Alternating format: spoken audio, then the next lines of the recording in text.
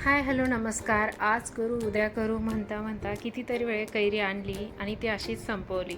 पण आज ठरवलं होतं की आज काही झालं तरी कैरीचं पन्हं बनवायचंच. त्यामुळं मी कैरी आणली, स्वच्छ धुवून घेतली आणि कैरी अशी चांगली कडकमधून घ्यायची आणि शक्यतो जरा कमी आंबट घ्यायची, म्हणजे आपल्याला गुळाचं जे प्रमाण आहे ते कमी लागतं. आणलेली कैरी धुतली, पुसून घेतली आणि त्यानंतर अशी त्याची साल काढून घेतली पूर्णपणे.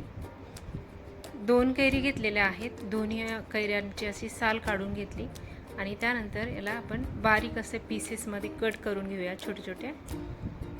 छान तयार होतं कैरीचं पन्हं हे. आणि शिवाय एवढा उन्हाळा आहे, बाहेरून आल्या आल्या लगेचच असं थंडगार बाहेरचे कोल्ड्रिंक्स वगैरे घेण्यापेक्षा घरीच अशा प्रकारे पन्हं बनवून ठेवायचं. 15 ते 20 दिवस फ्रीजमध्ये ठेवून अगदी सहज टिकतं. बनवून बघा, रेसिपी अगदी सोपी आहे.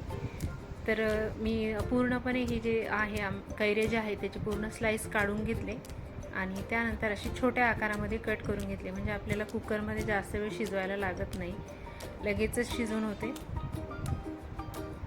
छोटे छोटे पीस कट करून घेतले. हे दोन्ही कैरी अशाच प्रकारे कट करून घेतलेल्या आहेत आणि त्यानंतर कुकरच्या भांड्यामध्ये अगदी थोडंसं अर्धा ग्लास पाणी घातलं आहे.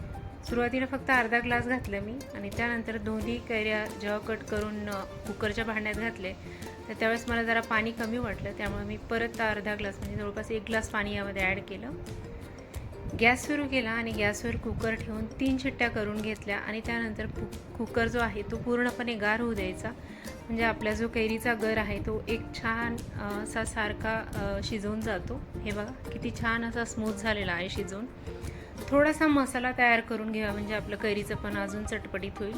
थोडीशी बडीशोप घेतली अर्धा चमचा, 1 चमचे जिरे घेतले आहे, 5-6 मिरी घेतले आहेत, अगदी थोडंसं काळं मीठ घातलं आहे आणि चवीपुरतं मीठ घातलं आहे. फिरून घेतल्या मिक्सरमध्ये. एकदम बारीक हिची पूड तयार करून घ्यायची. तयार केलेली पूड कुकरच्या भांड्यामध्ये ॲड केली, परत एकदा व्यवस्थित मिक्स करून घेतली आणि त्यानंतर गूळ कापून घेतलेला आहे.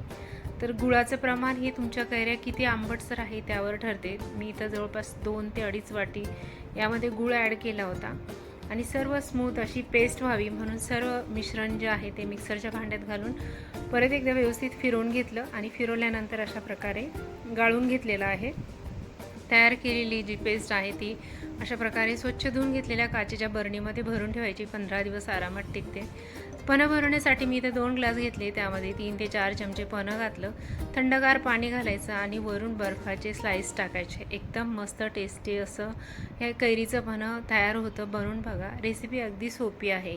तयार केलेल्या पन्ह्यामध्ये मी तुळशीचे पानं घातलेले आहेत 2.